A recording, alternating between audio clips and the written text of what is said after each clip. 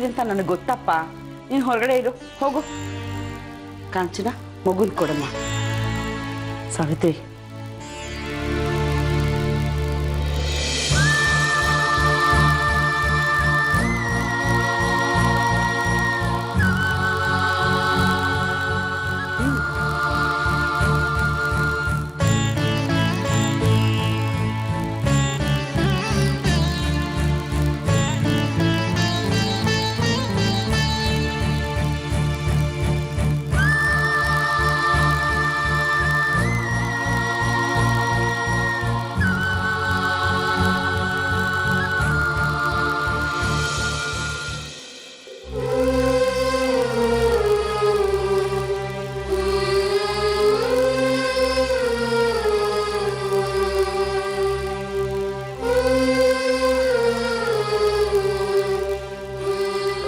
ಗೊತ್ತಾಗೋಯ್ತು ಸಾವಿತ್ರಿ ಹೆಂಗ್ ಗೊತ್ತಾಯ್ತಾಳೆ ಅಂತ. ಪ್ರಕೃತಿನ ತಾಯಿ ಮಗುನ ಒಂದ್ ಮಾಡ್ಬಿಟ್ಟೈತೆ. ಹಬ್ಬ, ಅಂತೂ ಇಂತೂ ತಾಯಿ ಮಗು ಒಂದಾಗ್ಬಿಟ್ರು.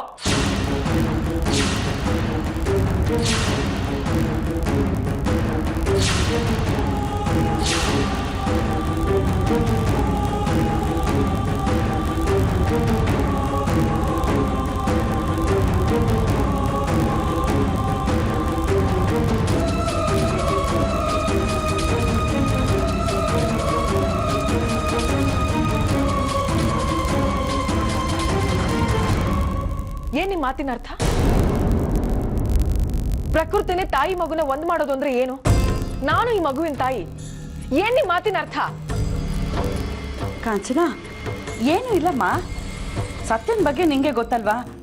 ಎಲ್ಲದಕ್ಕೂ ಜೋಕ್ ಮಾಡ್ತಾನಷ್ಟೆ. ಸತ್ಯಭಾವ ಜೋಕ್ ಮಾಡಿಲ್ಲ ಅತ್ತೆ. ಅವ್ರ ಮಾತಿನ ಹಿಂದೆ ಏನೋ ಅರ್ಥ ಇದೆ. ಅದೇನು ಅಂತ ನನಗೆ ಗೊತ್ತಾಗ್ಬೇಕು ಅಷ್ಟೇ. ನೀವುಗಳೆಲ್ಲ ನಡ್ಕೊಳ್ಳೋ ನೀತಿ ನೋಡ್ತಾ ಇದ್ರೆ ನನ್ಗೆ ನಿಮ್ಮೆಲ್ಲ ಅನುಮಾನ ಬರ್ತಾ ಇದೆ.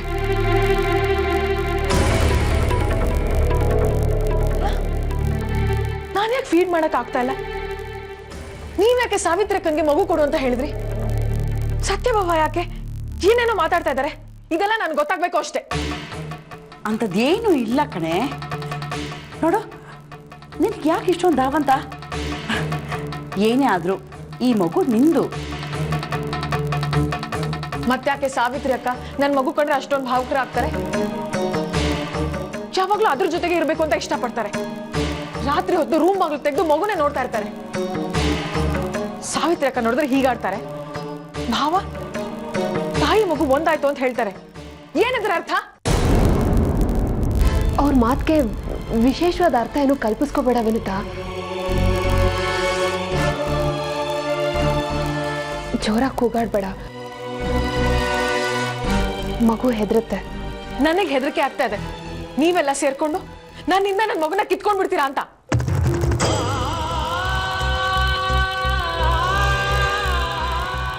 ಏನ್ ಮಾತು ಅಂತ ಆಗ್ತಾ ಇದ್ಯಾ? ಇಲ್ಲಿರೋರ್ಗೆ ಕೊಟ್ಟು ಗೊತ್ತು, ಉಪಕಾರ ಮಾಡಿ ಗೊತ್ತು, ಕಿತ್ಕೊಂಡು ಗೊತ್ತಿಲ್ಲ. ಅಂದ್ರೆ ನಾನ್ ಕಿತ್ಕೋತೀನಿ ಅಂತ ಅರ್ಥನಾ? ಆಕ್ಚುಲಿ ಸಾವಿತ್ರಿ ಅಕ್ಕ ನನಗೆ ಕೈ ಮುಗಿಬೇಕು. ನಾನೇನಾದ್ರು ಮಗು ಕೊಟ್ಟಿರ್ಲಿಲ್ಲ ಅಂದಿದ್ರೆ ಅವ್ರ ಆರೋಗ್ಯ ಕೆಟ್ಟಿರೋದು. ಈಗ್ಲಾದ್ರೆ ಅಟ್ಲೀಸ್ಟ್ ಥ್ಯಾಂಕ್ಸ್ ಹೇಳಿ ಹೊರಟು ಹೋಗ್ತೀನಿ. ಯಾಕಮ್ಮ ಕಾಂಚನ, ಹುಚ್ಚುಚ್ಚಾಗಿ ಏನೇನೋ ಮಾತಾಡ್ತಿಯಲ್ಲ? ದುರಂಕಾರ ಆಂಟಿ ಇವಳಿಗೆ. ದುರಂಕಾರಕ್ಕೆ ಉದಾಸೀನ ಔಷಧಿ. ಲೆಕ್ಕಕ್ಕಿಕ್ಕಬೇಡಿ ಇವಳು ಮಾತನ್ನ. ಸತ್ಯ, ಸುಮ್ಮನೆ ಇರ್ತೀರಾ? ವಿನುತಾ, ತುಂಬಾ ಉಪಕಾರ ಆಯ್ತಮ್ಮ.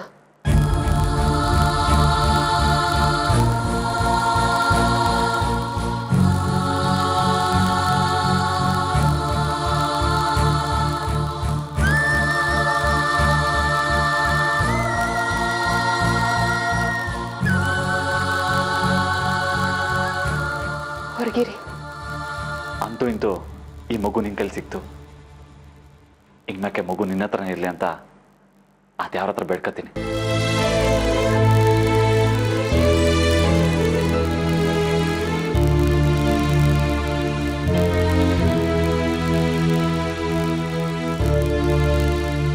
ಈ ಕಾಂಚನ ತೀರಾ ಕೆಟ್ಟೋಳು ಅನಿಸ್ತಾ ಇದೆ.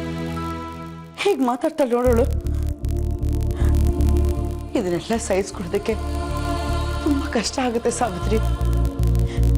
ನೀನ್ ಯಾಕೆ ಸ್ವಲ್ಪ ದಿನ ನಿಮ್ಮ ಅಮ್ಮನ ಮನೆಗೆ ಹೋಗಿರ್ಬಾರ್ದು? ರಂಜು ಜೊತೆನಲ್ಲೂ ಇರ್ಬೋದಲ್ಲ. ಇಲ್ಲಾಂದ್ರೆ ಮಾತ್ಗೂ ಇವಳು ನಿನ್ನ ಚುಚ್ತಾ ಇರ್ತಾಳೆ. ತಾನೇ ಮಗು ಅವಳ ಕೈಗೆ ಬಂದಿದೆ. ಯಾವುದೇ ಹೆಣ್ಣಿಗಾಗ್ಲಿ ಇಡೀ ಪ್ರಪಂಚನೇ ಅವಳ ಕೈಲಿದೆ ಅಂತ ಅನ್ಸುತ್ತೆ. ಹೋಗ್ಲಿ ಬಿಡಿಯತ್ತೆ.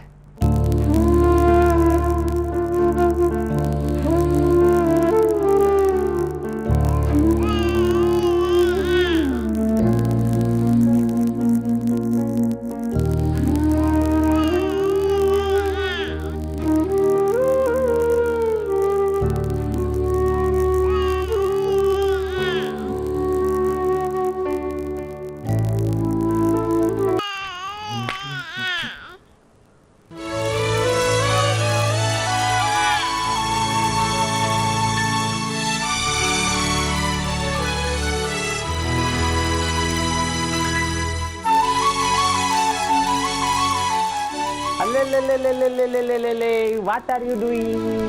ಚೋಟೋ ಮಾಡ್ತಿದ್ಯಾ ಮಗು? ಒಂದ್ ನಿಮಿಷ, ಮಗುವಿಂದ ದೂರ ಇರಿ. ಮಗುವಿಂದ ದೂರ ಇರಬೇಕಾ? ಒಂದೊಂದ್ಸಲ ಇರ್ಬೇಕಾಗತ್ತೆ. ಯಾಕೆ? ನೀವು ಕಾರು ಬೈಕು ಓಡಿಸೋರು, ಅದನ್ನ ರಿಪೇರಿ ಮಾಡೋರು, ಕೈಯೆಲ್ಲ ತುಂಬಾ ಗಲೀಜಾಗಿರುತ್ತೆ. ಗಲೀಜಾಗಿರೋ ಕೈಯಿಂದ ನನ್ನ ಮಗುನ ಮುಟ್ಟಿದ್ರೆ ನನ್ನ ಮಗುಗೆ ಇನ್ಫೆಕ್ಷನ್ ಆಗುತ್ತೆ. ನನ್ನ ಮಗುನ ಎತ್ಕೊಳ್ಳೋ ಕೈ ಕ್ಲೀನ್ ಆಗಿರ್ಬೇಕು. ನಾದ್ನಿ, ನಮ್ಮ ನಂದಿತನ ಇದೇ ಕೈಲಿ ಎತ್ತಾಡ್ಸಿದ್ದೀನಿ. ಅವಳಿಗೆ ಯಾವ ತೊಂದರೆನೂ ಆಗಿಲ್ಲ. ಈ ಮಗುಗೂ ಯಾವ ತೊಂದರೆನೂ ಆಗಬಾರ್ದು ಅಂತ ನನ್ನ ಮನಸ್ಸಲ್ಲಿ ಐತೆ. ತುಂಬಾ ದೊಡ್ಡ ದೊಡ್ಡ ಮಾತುಗಳನ್ನ ನಡೆದಂಗೆ ಕಲ್ತ್ಬಿಟ್ಟಿದ್ಯಾ. ಅಯ್ಯೋ, ಅದಕ್ಕೆ ಯಾಕೆ ಇಷ್ಟೊಂದು ಬೇಜಾರು ಮಾಡ್ಕೊಳ್ತಾ ಇದ್ದೀರಾ? ಇರೋದನ್ನ ಹೇಳ್ದೆ ಅಷ್ಟೇ. ಮಗು ಆರೋಗ್ಯ ದೃಷ್ಟಿಯಿಂದ ಒಬ್ಬ ತಾಯಿಯಾಗಿ ಹೇಳ್ದೆ. ಅದಕ್ಕೆ ಇಷ್ಟೊಂದೆಲ್ಲ ಬೇಜಾರು ಮಾಡ್ಕೊಳ್ಳೋ ಅಗತ್ಯ ಇಲ್ಲ.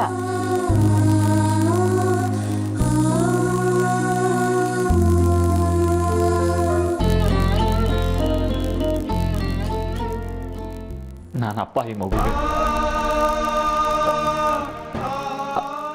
ಅಂದ್ರೆ ಅಪ್ಪನ ತರ ಅಂತಂದೆ. ಎಲ್ರ ದೃಷ್ಟಿಲೂ ನಾನು ಈ ಮಗುಗೆ ದೊಡ್ಡಪ್ಪ ಅಲ್ವಾ? ಒಂದ್ಸರಿನೂ ಎತ್ತಾಡಿಸ್ಲಿಲ್ಲ. ಎತ್ತಾಡಿಸ್ಬೇಕು ಅಂತ ಆಸೆ ಆಯ್ತು. ಅದಕ್ಕೆ ಕೇಳಿದೆ. ಮಗು ಈಗ ತಾನೇ ಮಲ್ಕೊಂಡಿದೆ, ಎದ್ಮೇಲೆ ಎತ್ತಾಡ್ಸ್ಬೋದಲ್ವಾ? ನನ್ನ ಯೋಗ್ಯತೆ ಏನು ಅಂತ ನನಗೆ ಅರ್ಥ ಮಾಡಿಸ್ದೆ.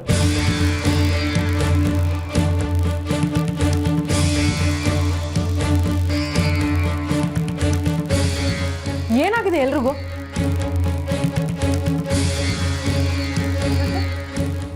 ಯಾರಿಗೂ ನಾರ್ಮಲ್ ಆಗಿರಕ್ ಆಗಲ್ವಾ?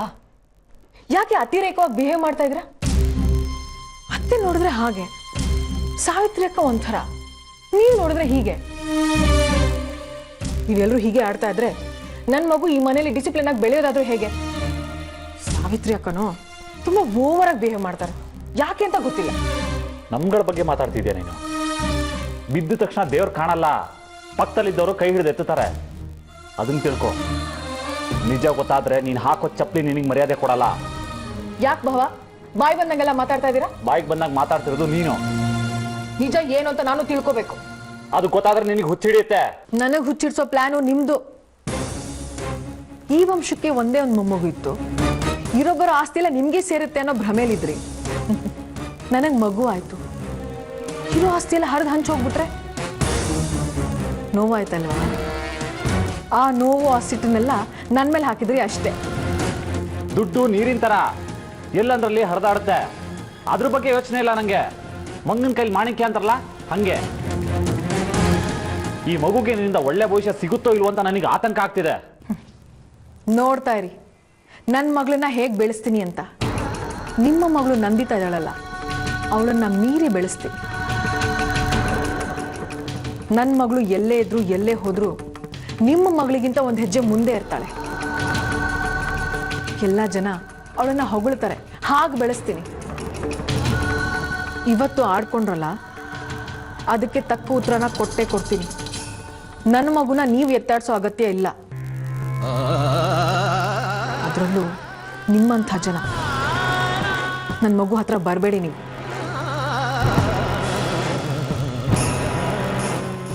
ದೂರದಿಂದನಾದ್ರೂ ನೋಡ್ಬೋದಲ್ವಾ? ದೃಷ್ಟಿ ಆಗದೆ ಇದ್ರೆ ಸಾಕು.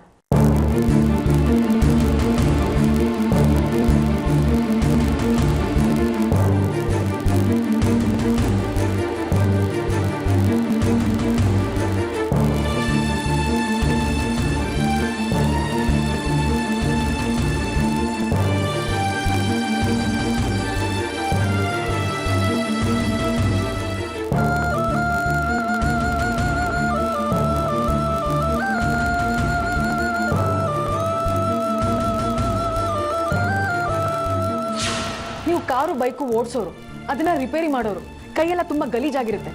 ಗಲೀಜಾಗಿರೋ ಕೈಯಿಂದ ನನ್ನ ಮಗುನ ಮುಟ್ಟಿದ್ರೆ ನನ್ನ ಮಗುಗೆ ಇನ್ಫೆಕ್ಷನ್ ಆಗುತ್ತೆ. ನನ್ನ ಮಗುನ ಎತ್ಕೊಳ್ಳೋ ಕೈ ಕ್ಲೀನ್ ಆಗಿರ್ಬೇಕು.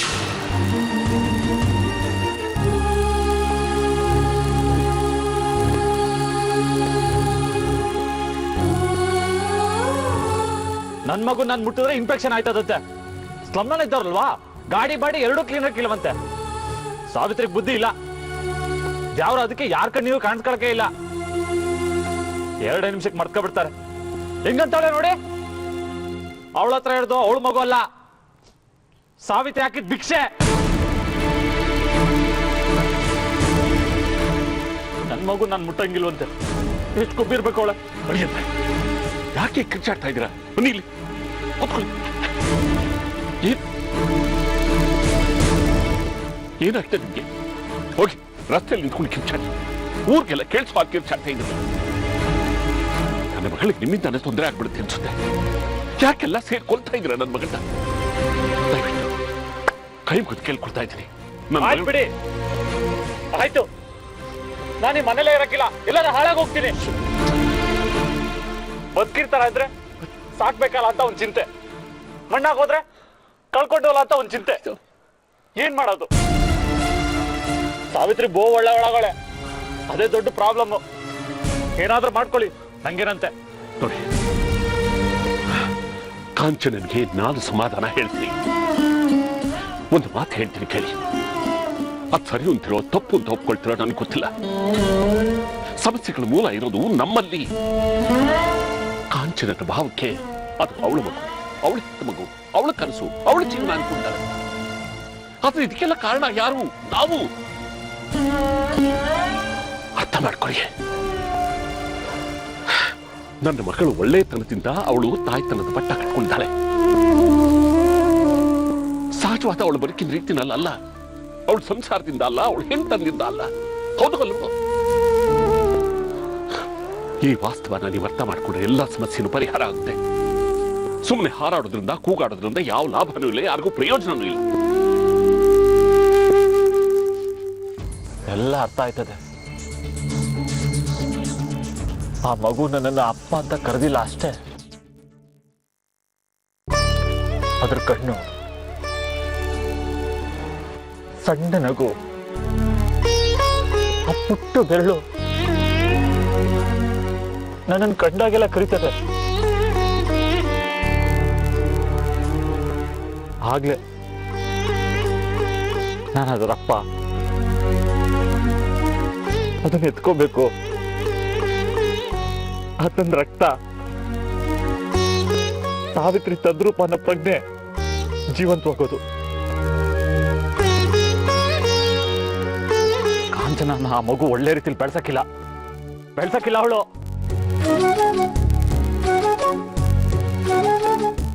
ಏನೇ ಆಗ್ಲಿ, ನೀವು ಬಾಡಿಗೆ ತಂದೆ, ಸಾವಿತ್ರಿ ಬಾಡಿಗೆ. ಸತ್ಯ ಅನುಭವಸ್ಥನಾಗಿ ಒಂದು ಮಾತು ಹೇಳ್ತೀನಿ. ವಿನೋದನ್ನು ಕಳ್ಕೊಂಡ ಮೇಲೆ ನಮ್ಮ ಬದುಕು ಶೂನ್ಯ ಆಗೋ.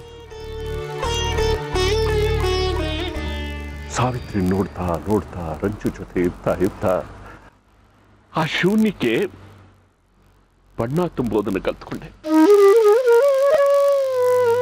ನೀವು ಹಾಗೆ ಇರಿ. ಹೀಗೆ ಕೂಗಾಡ್ತಾ ಹಾರಾಡ್ತಾ ಇದ್ರೆ ನಿಮಗೆಲ್ಲ ಅನ್ಯಾಯ ಮಾಡಿಬಿಟ್ರು ಅಂತ ಸಾವಿತ್ರಿ ಮನಸ್ಸನ್ನಿಸ್ಬಿಡುತ್ತೆ. ಬಾಣಂತನದಲ್ಲಿ ಮನಸ್ಸು ಜರ್ಜರಿತವಾದ್ರೆ ಸಾವಿತ್ರಿ ಕೋಮಾಕ್ ಹೋಗ್ಬಿಡ್ತಾನೆ. ಆಗ ಅಪ್ಪ ಅಮ್ಮ ಅತ್ತೆ ಮಾವ ಗಂಡ ಯಾರೂ ಅವಳ ಪಾಲಿಗೆ ಇಲ್ಲದೆ ಇರೋ ಹೊರಗೆ ಆಗ್ಬಿಡ್ತಾರೆ.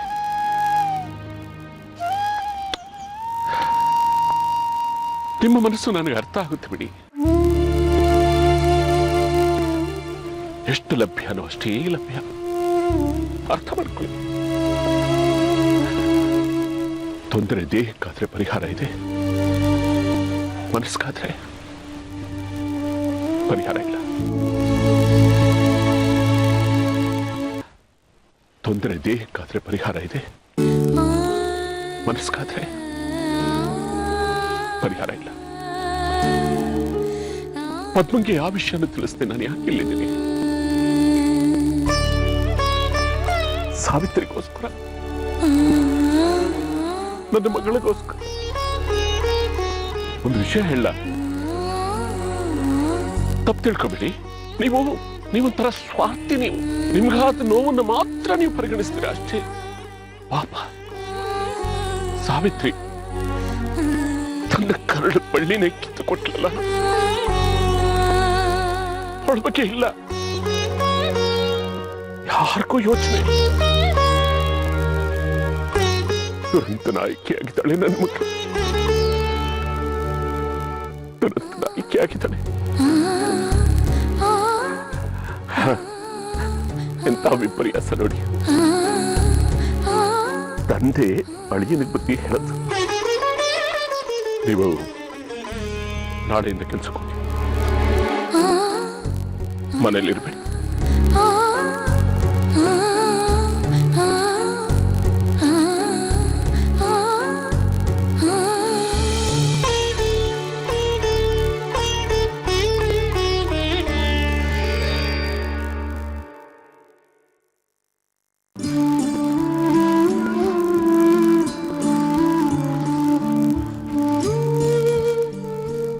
ಹೇಗಿದೆಯಾ ಮಗಳೇ? ಯಾಕೋ ತುಂಬಾ ಅಮ್ಮನ ನೆನಪು ಬರ್ತಾ ಇದೆ. ಸಾವಿತ್ರಿ ನಿನ್ನ ವಿನುತ ಅಂತ ಕರೀತಾಳೆ. ನಾನು ನಿನ್ನ ನನ್ನ ಮಗಳು ಅಂತ ಭಾವಿಸ್ಕೊಂಡಿದ್ದೀನಿ.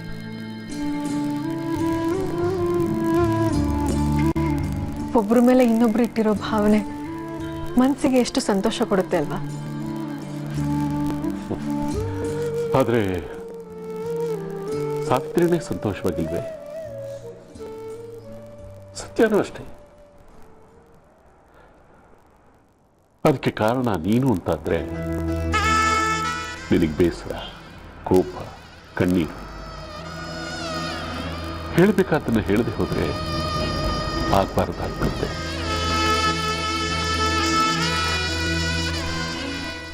ಈ ಮನೆಯಲ್ಲಿ ನೀವೆಲ್ಲರೂ ಒಂದು ಪಾರ್ಟಿ, ನಾನೊಬ್ಬಳೇ ಒಂದು ಪಾರ್ಟಿ. ಈ ಮನೆಗೆ ಸೊಸೆಯಾಗಿ ನನಗೆ 2ನೇ ಸ್ಥಾನ. ಮೊದಲನೇ ಸ್ಥಾನದ ಮುಂದೆ 2ನೇ ಸ್ಥಾನ ಯಾವತ್ತಿದ್ರೂ ಗೌಣವೇ. ಯಾವಾಗಲೂ ತಾತ್ಸಾರವಾಗಿ ಕಾಣೋದು 2ನೇ ಸ್ಥಾನನೇ. ಅದೇ ನಿನ್ನ ತಪ್ಪು ಕಲ್ಪನೆ.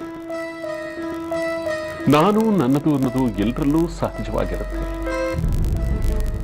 ದೊಡ್ಡ ದೊಡ್ಡ ಮಾತುಗಳನ್ನಾಡ್ಬಿಟ್ರೆ ಪ್ರಬುದ್ಧತೆ ಅಂತ ಹೇಳೋದಿಲ್ಲ. ಸೂಕ್ಷ್ಮವಾದ ವಿಚಾರಗಳನ್ನ ಅರ್ಥ ಮಾಡಿಕೊಂಡ್ರೆ ಪ್ರಬುದ್ಧತೆ ಬಂದಿದೆ ಅಂತ. ಅದಕ್ಕೆ ಮೆಚುರಿಟಿ ಅಂತ ಹೇಳ್ತಾರೆ. ಭೂಮಿನ ಮಣ್ಣು ಅಂತ ಭಾವಿಸಿದ್ರೆ ತಾಯಿ ಇನ್ನೂ ಕಲ್ಪನೆ ಹೇಗೆ ಬರ್ತಾ ಇತ್ತು ಹೇಳು?